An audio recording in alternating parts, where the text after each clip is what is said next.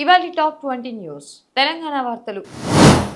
రాష్ట్ర ప్రభుత్వం నేడు అసెంబ్లీలో 3.30 లక్షల కోట్లతో బడ్జెట్ ప్రవేశపెట్టనుంది. ఇందులో 6 గ్యారంటీ పథకాల అమలుకు, ముఖ్యంగా ఇందిరమ్మ ఇళ్లకు భారీగా నిధులు కేటాయించనున్నారు. వేసవి దృష్ట్యా రాష్ట్రంలో 19,000 మెగావాట్ల విద్యుత్ డిమాండ్ను తట్టుకునేందుకు డిస్కంలు సిద్ధంగా ఉన్నాయని బట్టి విక్రమార్క తెలిపారు. Sky tracks best airport staff in India and south Asia 2026 అవార్డును హైదరాబాద్ విమానాశ్రయం దక్కించుకుంది.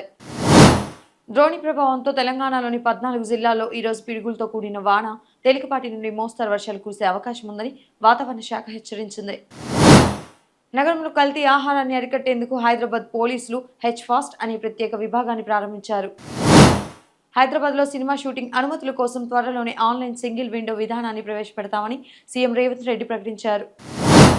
ఆంధ్రప్రదేశ్ వార్తలు. ఉగాది సందర్భంగా మంత్రి లోకేష్ 10,060 ప్రభుత్వ ఉద్యోగాలతో కూడిన జాబ్ క్యాలెండర్ను విడుదల చేశారు. ఐజేఆర్ 2026 నివేదిక ప్రకారం వినియోగదారుల న్యాయం అందించడంలో ఆంధ్రప్రదేశ్ దేశంలోని ప్రథమ స్థానంలో నిలిచింది. ఉగాది పంచాంగం ప్రకారం ఈ ఏడాది అమరావతి అభివృద్ధి వేగవంతం కానుందని పండితులు పేర్కొన్నారు.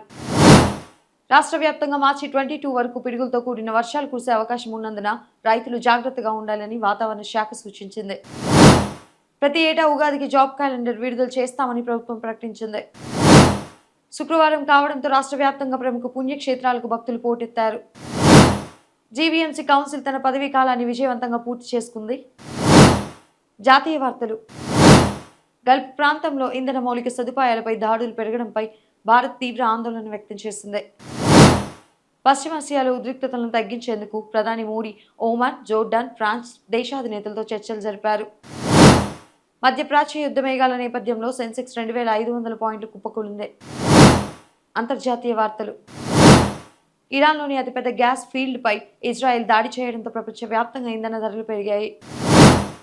ఇరాన్తో యుద్ధం కోసం అమెరికా రక్షణ శాఖ $200 బిలియన్ నిధులను కోరింది. ఈ జలసంధి గుండా నౌకాయానం ప్రమాదంలో పడడంతో అంతర్జాతీయ వాణిజ్యంపై ప్రభావం పడుతోంది.